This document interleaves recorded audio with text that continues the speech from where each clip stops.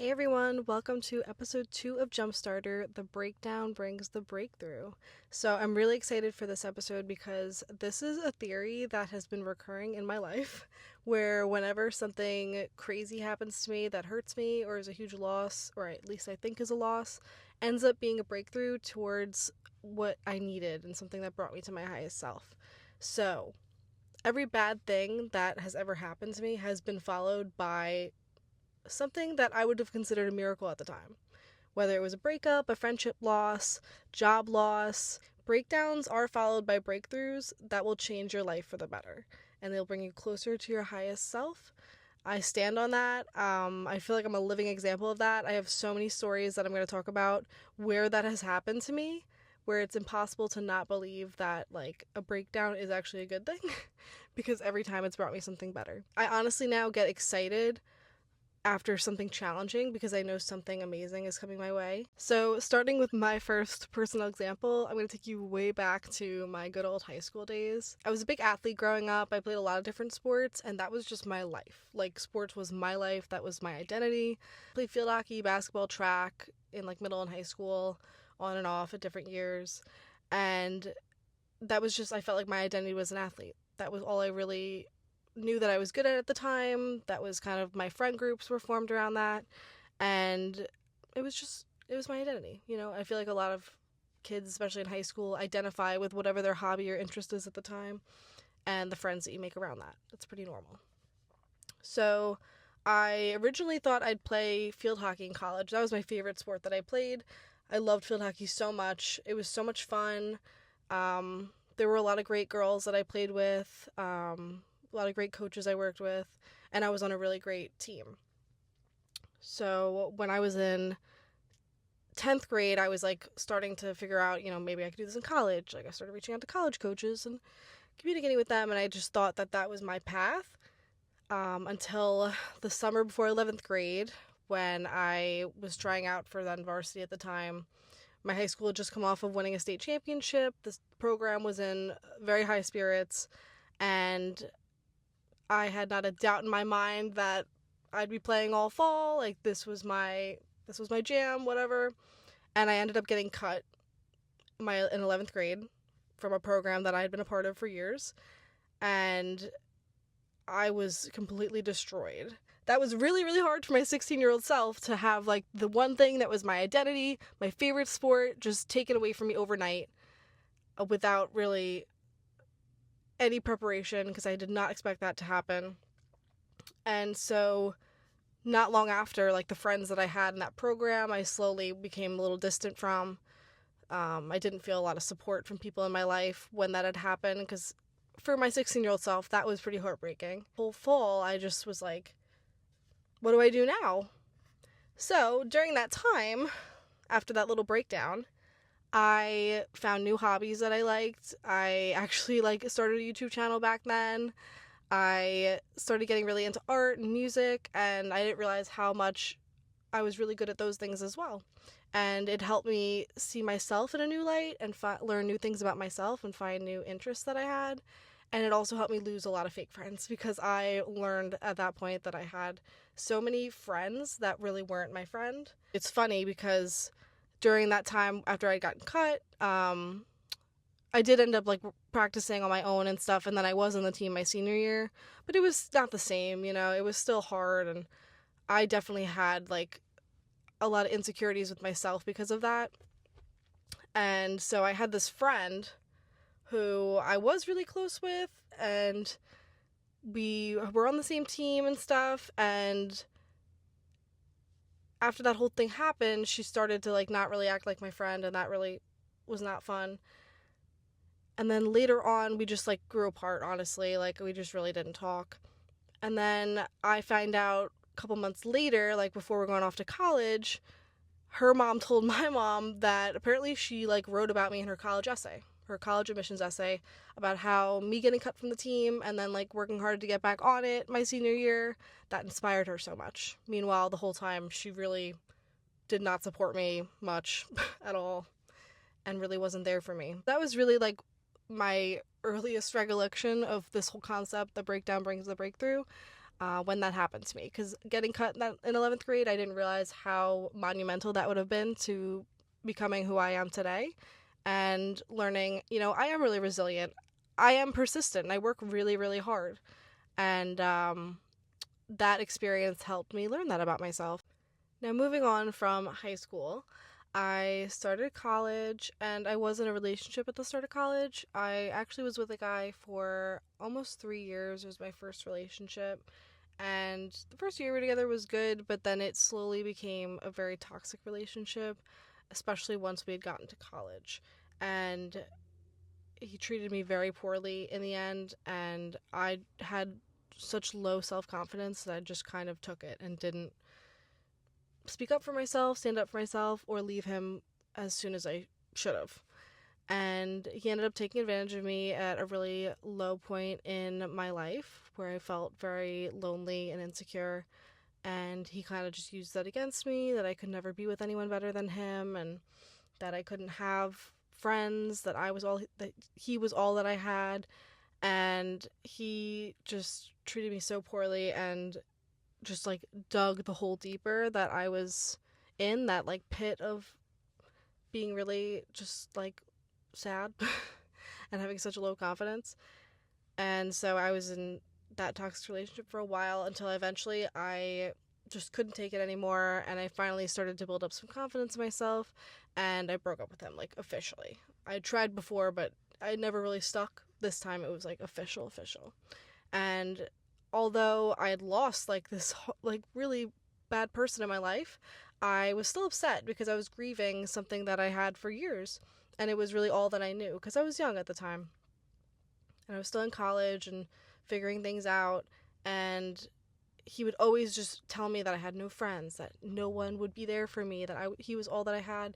And losing him, it was like almost instantaneous. Like, losing him, I gained all these friends that I were in my life, but I wasn't super close with. It was crazy because he would just always reinforce that I would never have friends, that all this stuff.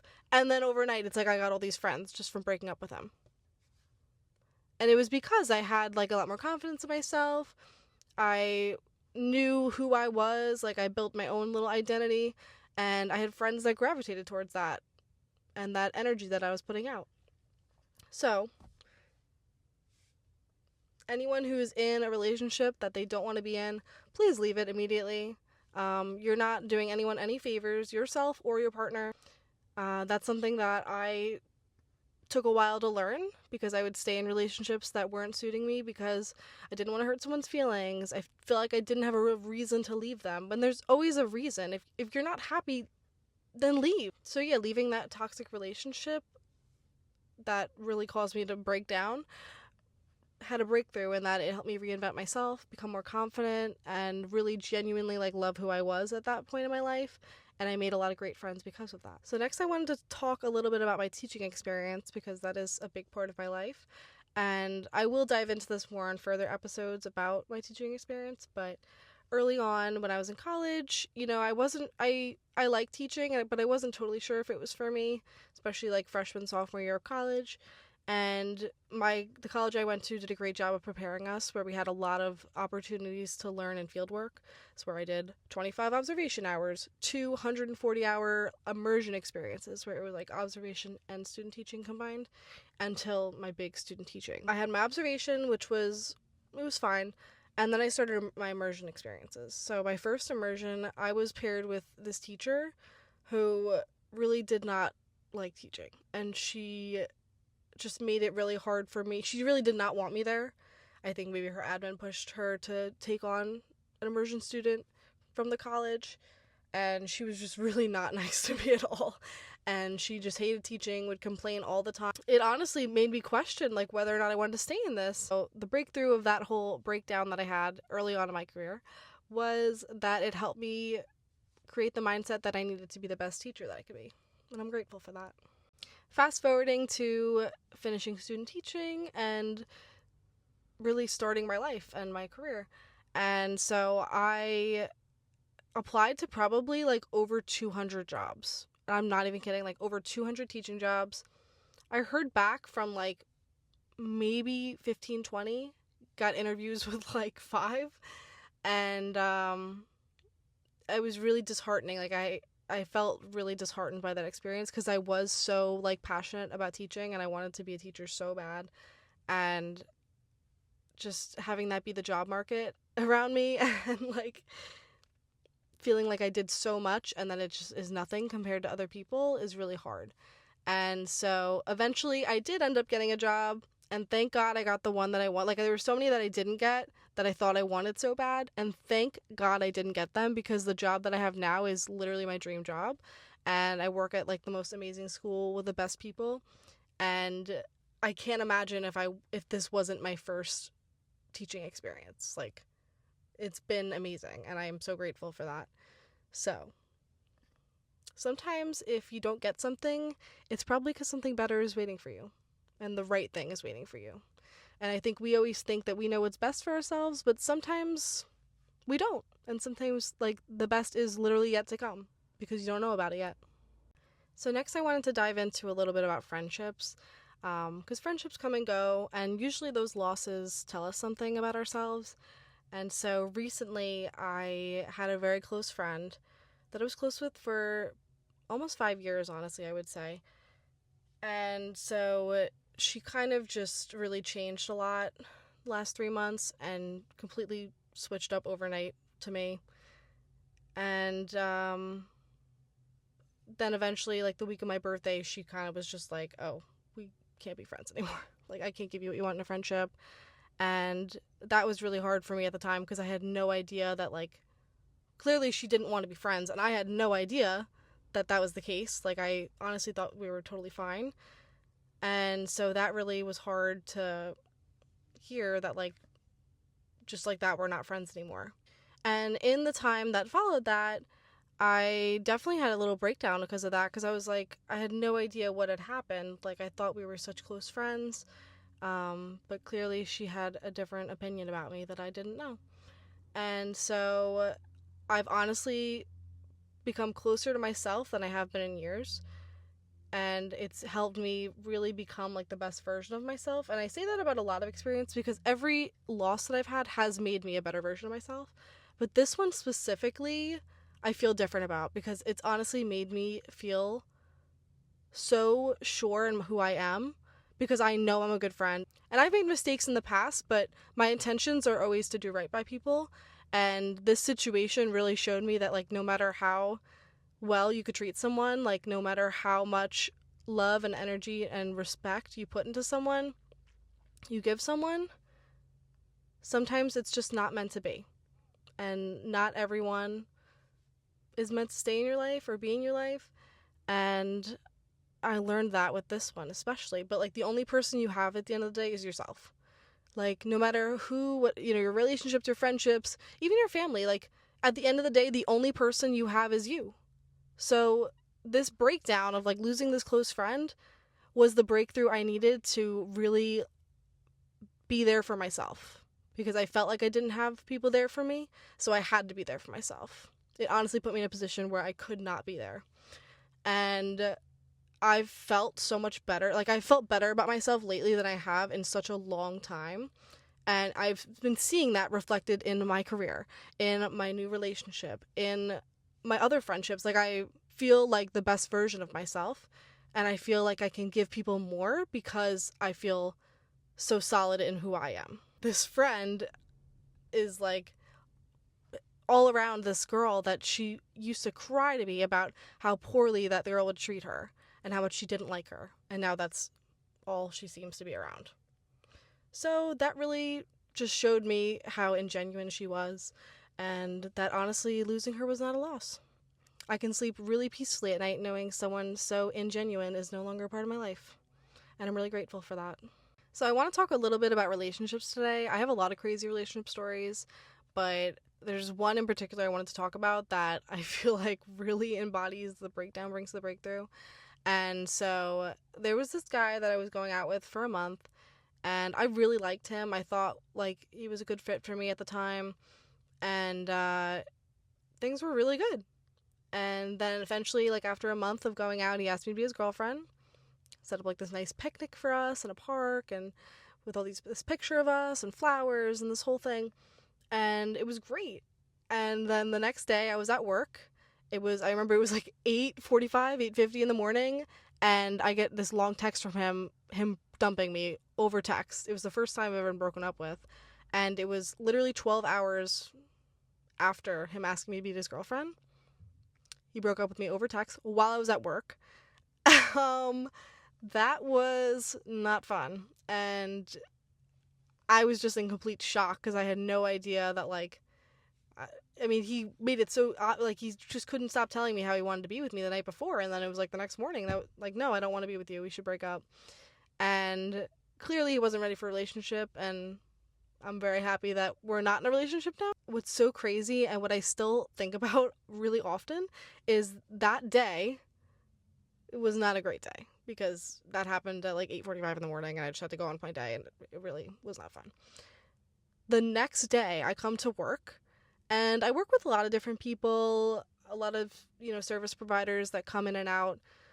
And there's this one lady who was a speech therapist for some of my students. She comes in talking about how teachers are always in relationships, and it was the day after I got dumped, like, while I was at work. So all the girls are kind of like looking at me and like laughing, whatever. And I look at her and I'm like, oh, actually, I'm single. I guess I was the only single one in the room at that point. She looks at me and she runs over and she's like, I need you to meet my son. So over time, long story short, we did meet and we hit it off really well. And it's honestly been the healthiest, happiest relationship that I've been in probably ever. And I'm very grateful for that. But it's just crazy how, like, that breakdown that day led to a breakthrough the next day. And that's something I'm very grateful for, but it's something I think about a lot because it's like, that is such a crazy chain of events to have happened. But I hear a lot of stories, like, where people have something like that, where it's like something horrible happens to them one day, and the next day, the most amazing thing happens to them. Like, it's like the universe rewarding you. So it's so important, especially if you're going through like a breakdown moment right now, because breakdowns can be more than a day sometimes. I just hope that anyone who is having a hard time with that right now is realizing that, like, a breakthrough is coming. You should be excited because a blessing is coming your way that is going to change your life for the better. All in all, I just hope that you all reflect on the breakdowns that you've had in your life and the events that have occurred after it, because they probably were breakthroughs to becoming your best self, and to the better relationships in your life, to the better opportunities in your life. And to anyone going through a breakdown right now, I hope you know that a breakthrough is coming your way, and just be patient and stay true to yourself. Thanks for listening to all my wild stories today. I hope you learned something from this episode about yourself, and I hope that you reflect on your previous breakdowns and the breakthroughs that followed.